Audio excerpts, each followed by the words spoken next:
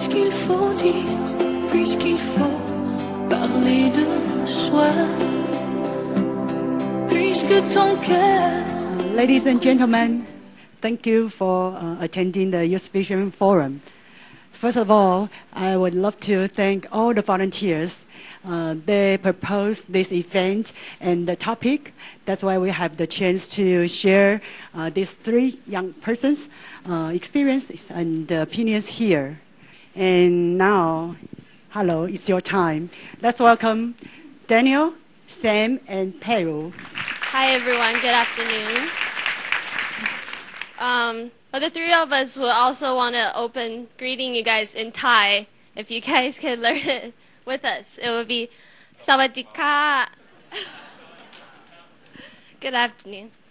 It is a very special forum for the three of us. For the three of us to be the youth of today, to be able to have a conversation with you guys, the youth of today. It's probably especially happy for Sam because he feels like this is probably his last time to be called youth. And it's for you too, Daniel. Thank you very much. But it's also really special for us to be able to come together and examine and evaluate our experience from past then to now. And we have a lot of discussion the past few days, and there have been really heated discussion. We wish we videotaped it for you to watch today. And we really hope it to be a conversation on this stage today, because sitting up here doesn't mean that we're very special people or that we have done something greater than you guys. We're probably not as good as students as you guys are. That's why we run away from school or go off to Thailand and Cambodia. So you guys have a lot to teach us too, besides us sharing what our experience have been so far. So let's make this a conversation and a fun event. Yeah? So today, it's a very different lecture. It's not just about the usual happy, bright side of international volunteerism. We really wanted to have a more critical view on what it means to go abroad, what it means to volunteer, and what it means for the local people who are receiving us. But just to make it clear, it's not that we don't support volunteerism. We love it. That's why we all have been doing it all this time. But we think it's important, as this foundation suggests, to have a critical time to evaluate and examine what it really means. So I want to start off. I know your story already, but it's still very interesting to hear it again. Actually, we have met each other along the Thai-Burmese border, so we're actually good friends. And he is actually the one that brought me here.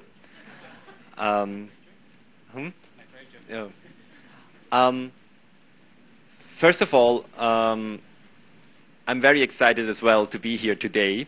And I think the reason why I'm excited is I think that's probably the largest audience I've ever talked to. I did a couple of school opening ceremonies where probably equal amount of people will come, but I think this is probably, it's very impressive for me and very exciting.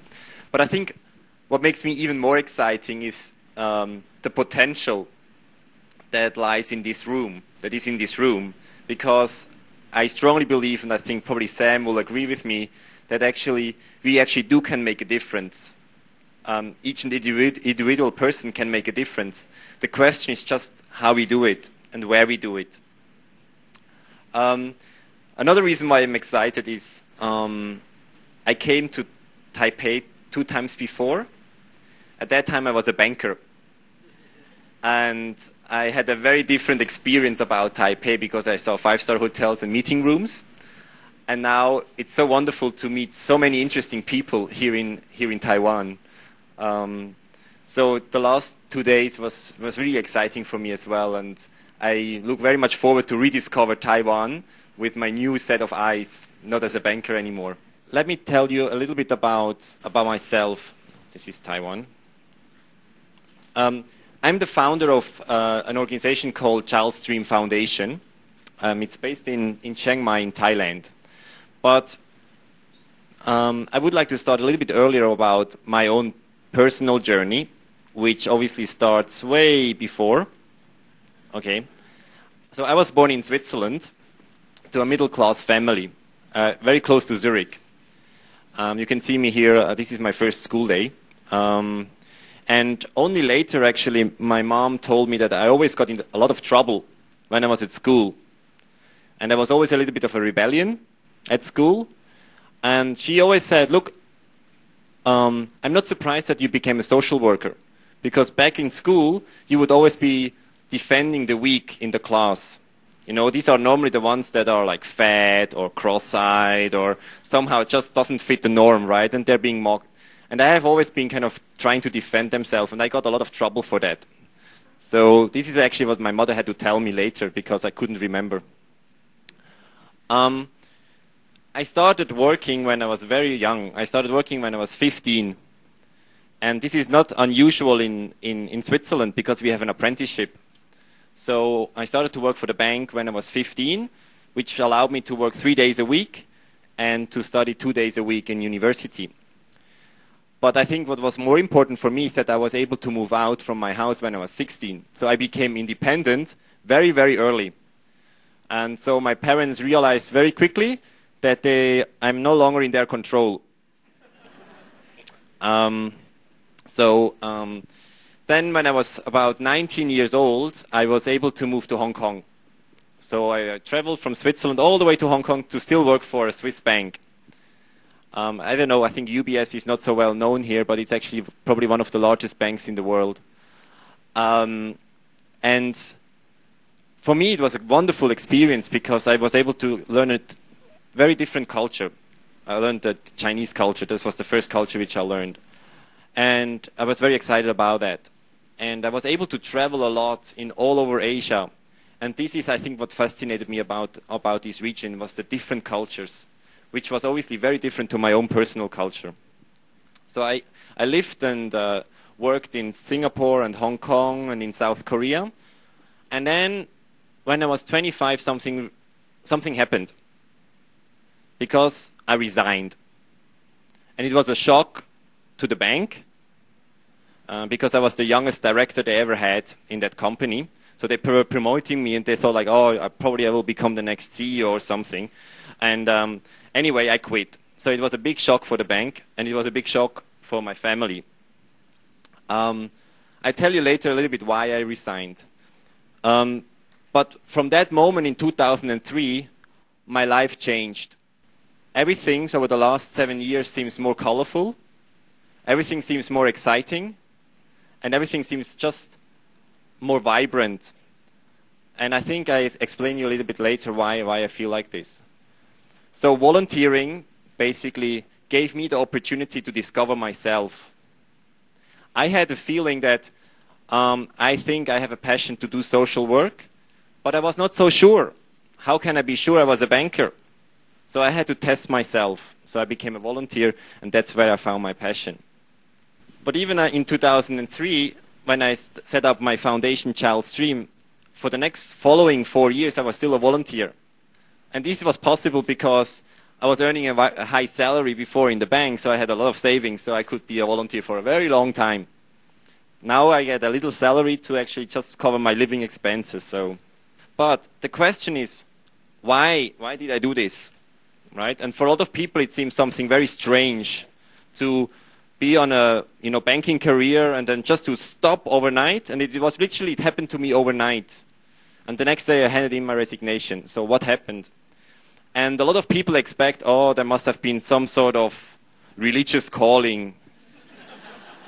I don't know, it wasn't a religious calling. So, or like, it must have been, somebody must have died in the family, or I was sick or something. It wasn't at all. But I think what I learned when I was 25 years old was to really trust my feelings, to listen to myself and my instinct, and to actually be brave enough to act on it. So that actually led me to my resignation in the bank. And I didn't know where I'm going. I was basically jumping out of the window, and I was happy to realize very quickly that I will not smash onto the ground, so that I can actually fly.